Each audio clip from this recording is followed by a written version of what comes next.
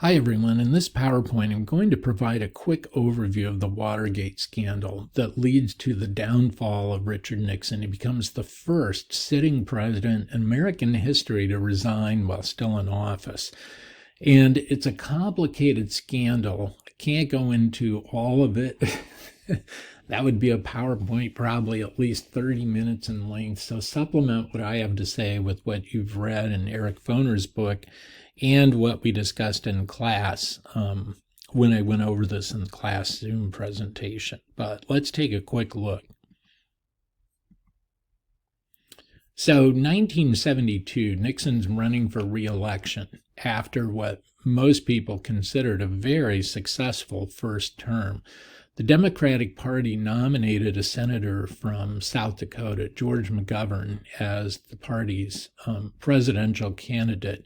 McGovern was considered one of the more liberal members of the Senate at the time, had been a critic of the Vietnam War, but initially was regarded as someone who might be able to successfully challenge Nixon, although it turned out McGovern had one of the most poorly run campaigns in history. And in fact, the Nixon administration had considered other Democratic candidates much stronger, particularly a well-respected senator from Maine, Edmund Muskie. And I explained in class how within Nixon's re-election organization, there were dirty tricks going on very early on, and a number of ethically questionable actions. And I mentioned how there had been a letter published in a conservative newspaper in New Hampshire that was written by a young lawyer working for Nixon's re-election committee. The whole thing was made up. It was completely false, but charged that Muskie had used an ethnic slur against French Canadians, which was, a big deal in Maine, which historically had a number of French Canadian immigrants come to Maine. So this whole thing was false. Muskie defended himself and did so emotionally that people thought, well, this guy might not be fit to be a presidential candidate. And it ended up, seems like it would be impossible, but it undermined his candidacy. And this was the purpose of this whole operation by the Nixon re-election team. They wanted to weaken or get Muskie out of consideration as a candidate completely because they considered him much stronger than other options. And they were able to accomplish that. And in the late summer of 1972, this is after McGovern's the nominee, there's this strange incident that happens within these buildings. These were new at the time. The Watergate complex, which was this upscale mixed-use development, both residential and commercial space in Washington, D.C. So this was not McGovern's campaign headquarters, but it was where the Democratic Party's National Committee had its main offices. And a security guard making rounds one night found a door unlocked that led to the suite of offices the Democrats used. And he could see that the lock had been taped over, so clearly it wasn't a case of somebody forgetting to lock it, and he surmised correctly that probably somebody was inside, so he called for backup from the Washington, D.C. police, and a number of officers arrived. And when they entered the suite of offices, they discovered 5 men, 4 Cuban Americans, along with this person on the far left, James McCord, who, bizarrely enough, was a former CIA agent who was now working for Nixon's re-election committee. And they were all in black, wearing black gloves, and seemed to be in the process of placing listening devices on phones within this suite of offices. As we found out later, they were replacing devices and checking on ones that they had placed earlier. This was not the first time they had broken in, But some of these listening devices weren't working properly, and so they had come back to check them out and replace ones that were defective when they were caught. So this seemed like a really unusual incident, obviously, and nobody knew quite what to make of it at first. Was this a botched burglary? Was it part of a larger operation of some sort? Initially, the Washington Post newspaper even kicked it down to two newer, lower-level reporters, Carl Bernstein and Bob Woodard, who had not done any significant writing for the Post at this point in their careers. They had mainly been doing police beat type reports in the paper, which was why this landed on their desks. But through diligence, perseverance, hard work, some luck, Bernstein and Woodward began to pursue this story and gradually found that it was something much larger. Because there were people connected to the Nixon administration involved in this, particularly James McCord, the FBI was investigating it too, as were the Washington, D.C. police. And Woodard and Bernstein would be helped by an informant whose identity they didn't reveal until after his death decades later, Mark Felt, who was fairly high up, an associate director within the FBI, who surreptitiously met with them in parking garages in different locations in Washington, D.C., and would share what the FBI had learned. This is well presented in the classic movie, All the President's Men. And by the summer of 1973, so this really, as I mentioned and Foner mentioned, this doesn't have any direct impact on the election of 1972. Nixon is reelected in this huge win over George McGovern, very lopsided victory. And it's not until the following year that some of the disturbing pieces begin to emerge and are partially assembled into a picture that's growing more damaging to the Nixon administration. And so a year later, in the summer of 73, the Senate begins hearings led by Sam Ervin, a senator at the time, well respected in the Senate. So this becomes known as the Ervin Committee. And there were dozens of witnesses. Arguably the most important and the one who provided the most damaging evidence was the White House attorney, White House counsel John Dean, who, like any lawyer, kept careful notes and detailed notes of meetings with Nixon.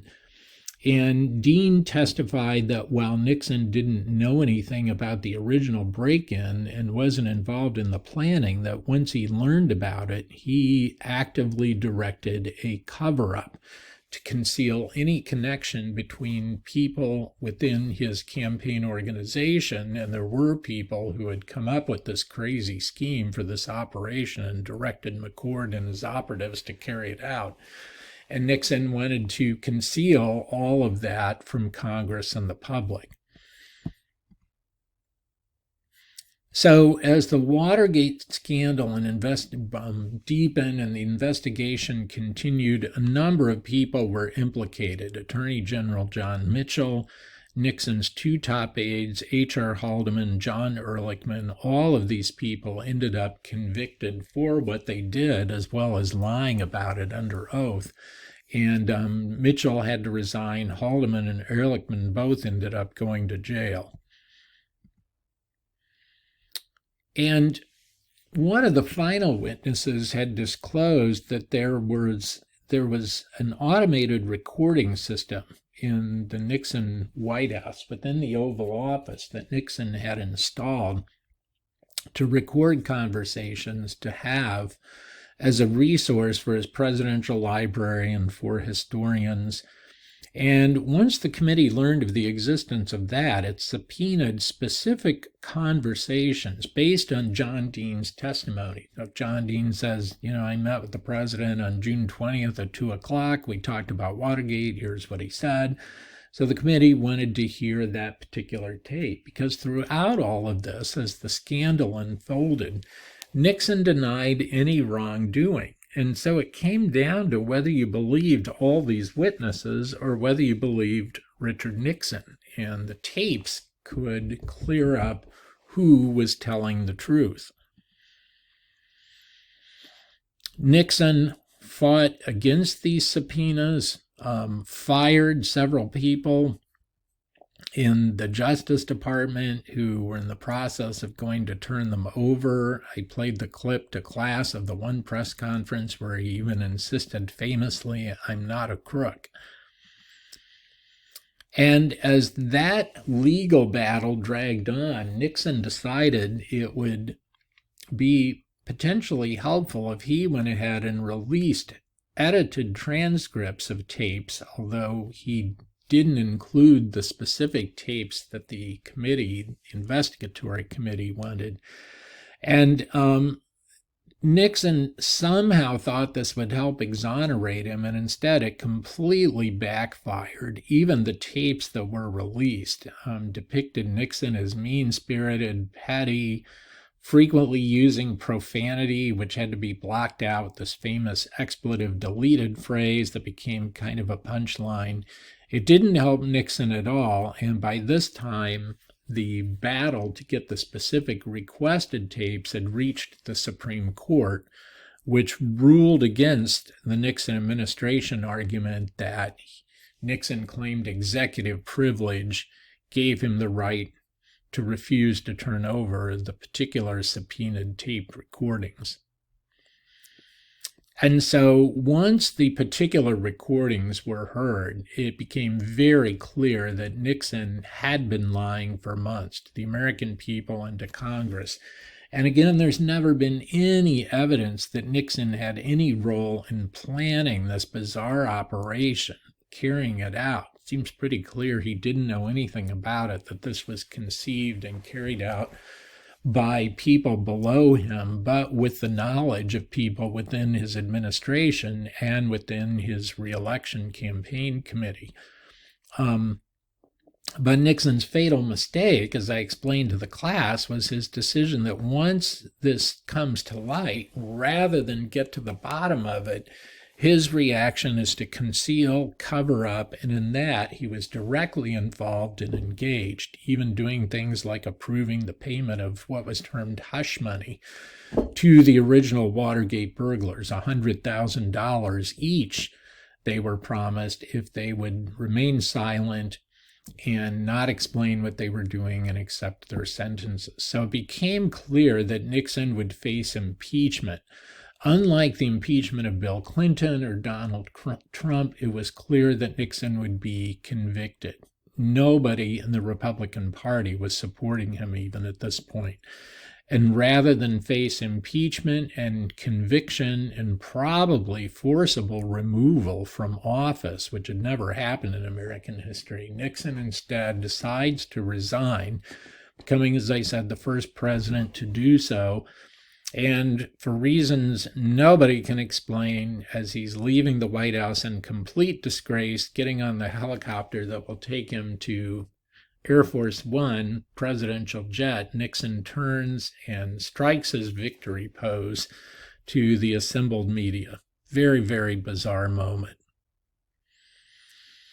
So, as I explained to the class, Nixon's actions included lying, obstruction of justice because he's interfering with multiple investigations of Watergate, and abuse of power. Subsequent investigations revealed Nixon had used several federal agencies, including the FBI, the Internal Revenue Service, and the Central Intelligence Agency, to harass critics, all of which was illegal. Nixon maintained a running enemies list of people, as he said on one tape, he wanted to screw over, ranging from politicians to journalists, actor Paul Newman, New York Jets quarterback Joe Namath. Nixon's actions were extremely damaging to public trust in government, and I think we're still dealing with the consequences of the Watergate scandal all the way to the present. That's what I note on this slide. Even among conservatives, there was this growing belief that federal power had to be limited, and this would contribute to the rise of Ronald Reagan and even the Tea Party movement during the president of Barack Obama.